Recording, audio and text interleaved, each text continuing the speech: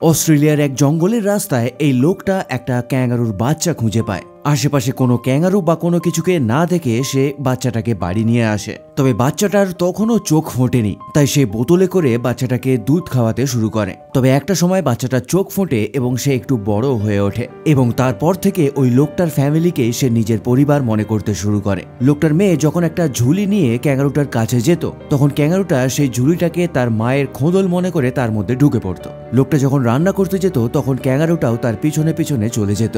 এমনকি কখনো কখনো সে তার ছোট মেয়ের সঙ্গে ঘুমিয়েও পড়তো।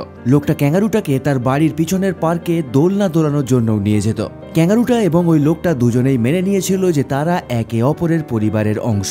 মাঝে মাঝে পাড়ার অন্যান্য বাচ্চারাও তাদের বাড়িতে আসতো ওই ক্যাঙ্গারুটার সঙ্গে খেলা করার জন্য। হ্যাঁ সত্যি, যখন একটা ক্যাঙ্গারু দুই পায়ে লাফাতে লাফাতে যায় তখন রিয়েলি কিউট লাগে। তবে একটা সময় ক্যাঙ্গারুটা বড় হয়ে যায়, কিন্তু বড় হওয়ার পরেও তার ব্যবহার একটা বেবির মতোই ছিল, তাই কোলে করে নিয়ে তাকে ঘুম পাড়াতে নিয়ে যেতে হতো। ঠিক এইভাবেই রাস্তায় পড়ে থাকা একটা ক্যাঙ্গারুর বাচ্চা নতুন পরিবারের অংশ হয়ে ওঠে।